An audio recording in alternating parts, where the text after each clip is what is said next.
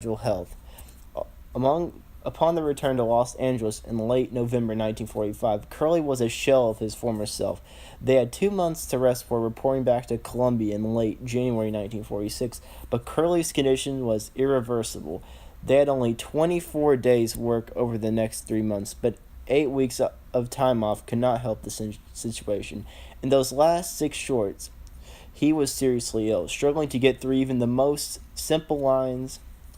During the final day of filming Halfwit's Holiday on May 6, 1946, Curly suffered a stroke on the set, ending his 14-year acting career and temporarily forcing the Stooges into retirement. They hoped for a full recovery, but Curly never appeared in a film again except for a single cameo appearance in the third film after Shemp returned to the trio, Hold That Line. It was the only film that contained all four of the original Stooges on screen simultaneously. According to Jules White, this anomaly came about when Curly visited the set one day and White had him do his bit for fun. In 1948, Curly filmed a brief scene for Malice in the Palace as the restaurant cook, but it was not used in the final print of the film. Jules White's copy of the script contained the dialogue for this missing scene, and a production still of Curly does exist, appearing on both the film's original one-sheet and lobby card. Larry played the role of the cook in the final print, which was released the following year. Older brother Shemp to take Curly's place, but Shemp was hesitant to rejoin the Stooges, as he was enjoying a successful solo career. He realized, however, that not rejoining the Stooges would mean the end of Moe and Larry's film career. Shemp wanted assurance that rejoining them would be only temporary, then that he could leave the Stooges once Curly recovered. However, Curly's health continued to deteriorate, and it became clear that he could not return.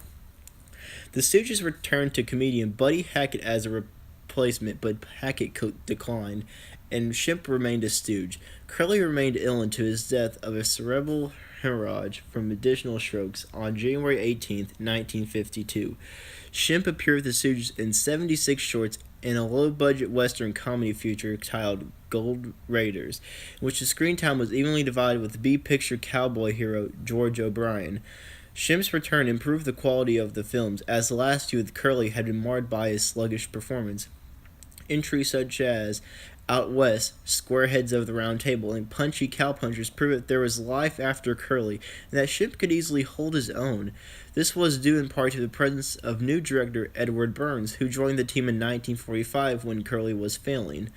Burns sensed that routines and plotlines that worked well with Curly as a comedic focus did not fit Shemp's persona and allowed the comedian to develop his own stewed characteristics. Jules White, however, persisted in employing the living cartoon style of comedy that reigned during the Curly era. White would force either Shemp or Moe to perform similar gags and mannerisms originated by Curly, resulting in what appeared to be lackluster imitation. Most acutely, it created the Curly versus Shemp debate that overshadowed the act upon Curly's departure. The Stooges lost some of their charm and inherent appeal to children after Curly retired, but some excellent films were produced with Shemp, a comedian who also performed best when allowed to improvise on his own.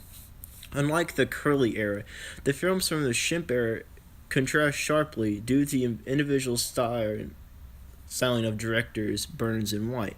From 1947 to 1952, Burns hit a string of successes including Fright Night, The Hot Scots, Mummy's Dummies, Crime on Their Hands, A Snitch in Time, Three Arabian Nuts, and Gents in a Gym.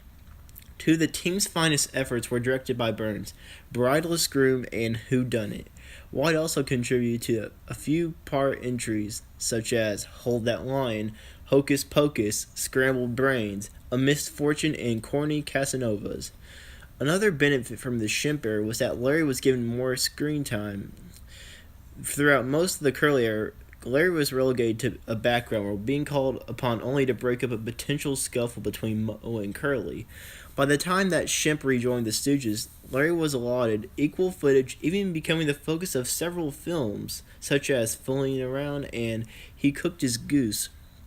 The Shemp years also marked a major milestone, the Stooges' first appearance on television. In 1948, they guest starred on Milton Berle's popular Texaco Star Theater and Maury Amsterdam's The Maury Amsterdam Show. By 1949, the team filmed a pilot for ABC TV for their own weekly television series called Jerks of All Trades. It never sold, but their slapstick humor was in great demand on television programs looking to fill airspace. The team went on to appear on Camel Comedy Caravan, the Kate Smith Hour, the Colgate Comedy Hour, the Frank Sinatra Show, and the Eddie Cantor Comedy Theater, among others. In 1952, however, the Stooges lost some key players at Columbia. The studio decided to downsize its short subject division, resulting in producer Hugh McCallum being discharged and director Edward Burns resigning out of loyalty to McCallum. Burns had been contemplating his resignation for some time as he and Jules White were often at odds. Screenwriter Elwood Ullman followed suit, leaving only White to both produce and direct the Stooges' remaining Columbia comedies. Not long after that, the quality of the team's output markedly declined, with White now assuming complete control over production. DVD talk critic Stuart Galbraith V commented that the Stooges shorts became increasingly mechanical and frequently substituted violent sight gags for story and characterization. Production was also significantly faster, with the former 4-day filming schedules now tying to 2 or 3 days. In another cost-cutting measure, White would create a new Stooge short by borrowing footage from old ones, setting in a slightly different storyline and filming a few new scenes, often with the same actors in the same costumes. White was initially very subtle when recycling older footage. He would reuse only a single sequence of an old film, re-edited so cleverly that it was not easy to detect. The later shorts were cheaper and the recycling was more obvious, with as much as 75% of the running time consisting of old footage.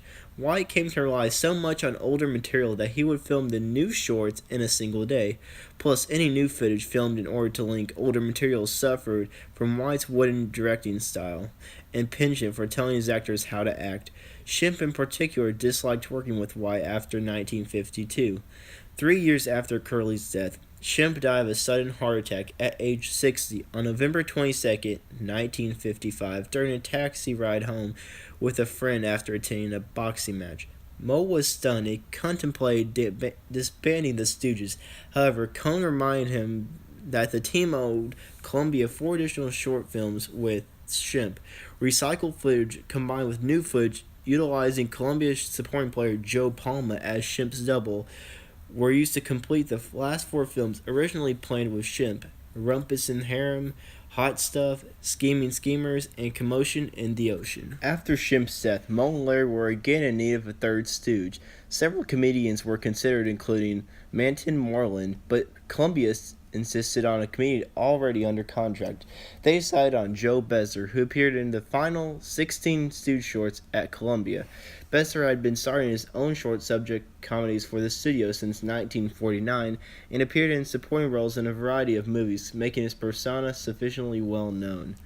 Besser has known on how one side of Larry Fine's face appeared calloused, so he had a clause in his contract specifically prohibiting him from being hit beyond an infrequent tap. Besser was the only Stooge who dared to hit Moe back retaliation. I usually played the kind of character who would hit others back, Besser recalled. Despite Besser's prolific film and stage career, Stooge entries featuring him have often been tagged as the team's weakest.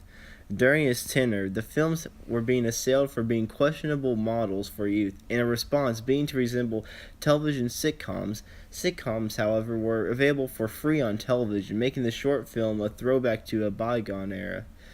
Besser was a talented comedian and was quite popular as Stinky on the Abbott and Costello show, but his whiny mannerisms did not quite blend with the Stooges' brand of humor, though it did create the verbal friction between Moe and Larry, which succeeded in making put-down banter.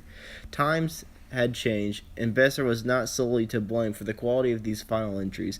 The scripts were rehashes of earlier efforts, the budgets were lower, and Moe and Larry's advanced ages prohibited them from performing the physical comedy that they once had.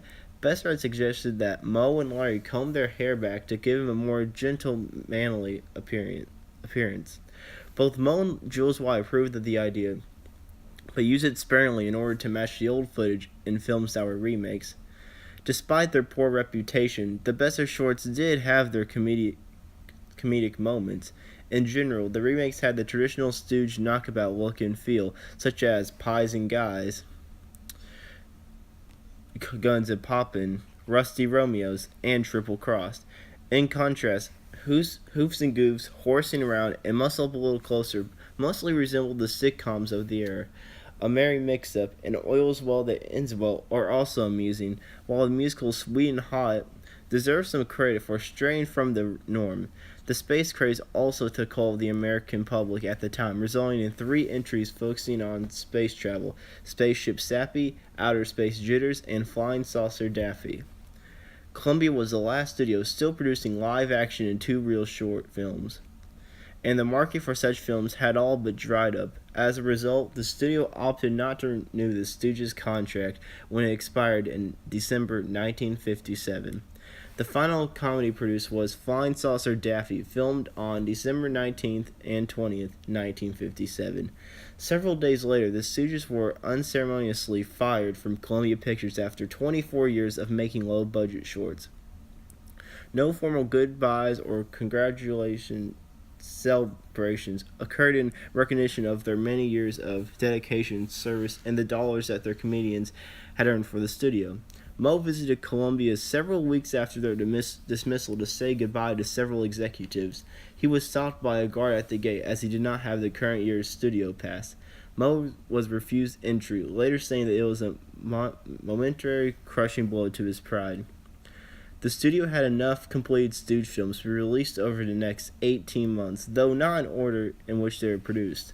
The final Stooge release, Sappy Bullfighters, did not reach theaters until June 4th, 1959. With no active contract in place, Moe and Larry discussed plans for a personal appearance tour. In the meantime, Besser's wife suffered a minor heart attack, and he preferred to stay local, leading him to withdraw from the act. After Besser's departure, Moe and Larry began looking for potential replacements. Larry suggested former Ted Healy stooge Paul Garner, also known as Moosey Garner, but based on his tryout performance, Moe later remarked that he was completely unacceptable. Weeks later, Larry came across burlesque performer Joe DeRita and thought he would be a good fit. Early days of television provided movie studios a place to unload a backlog of short films which they thought otherwise unmarketable, and the Stooge films seemed perfect for the burgeoning genre. ABC had even expressed interest as far back as 1949, purchasing exclusive rights to 30 of the trio's shorts and commissioning a pilot for a potential series. Jerks of all trades. However, the success of television revivals for such names as Laurel and Hardy, Woody Woodpecker, Popeye, Tom and Jerry, and the Our Gang series in the late 1950s led Columbia to cash in again on the Stooges. In January 1958, Columbia's television subsidiary, Screen Gems, offered a package consisting of 78 Stooge shorts, which were well received. Almost immediately, an additional 40 shorts hit the market, and by 1959, all 190 Stooge shorts were airing regularly. The films were broadcast Monday through Friday due to the massive quantity of Stooge product available. This led to heavy exposure aimed squarely at children. Parents who had grown up seeing the same films in the theaters began to watch alongside their children, and before long, Howard Fine and DeRita were in high demand. After it was discovered that the curly era shorts were the most popular, Moe suggested that DeRita shave his head to accentuate his slight resemblance to Curly Howard. He adopted first a crew cut and later a completely shaven head, thus becoming Curly Joe. This lineup, now frequently referred to as Larry, Moe, and Curly Joe, starred in 6 full-length feature films from 1959 to 1965. Have Rocket Will Travel, Snow White and the Three Stooges, The Three Stooges Meet Hercules, The Three Stooges in Orbit, The Three Stooges Go Around the World in a Daze, and The Outlaws Is Coming. The films were aimed at the kiddie matinee market, and most were black and white farce outings in the Stooge tradition, with the exception of Snow White and the Three Stooges, a children's fantasy in Technicolor. They also appear in an extremely brief cameo as firemen in the film It's a Mad, Mad, Mad, Mad World in 1963, and in a larger capacity that same year in 4 Texas, starring Frank Sinatra and Dean Martin. Throughout the early 60s, the Stooges were one of the most popular and highest paid live acts in America.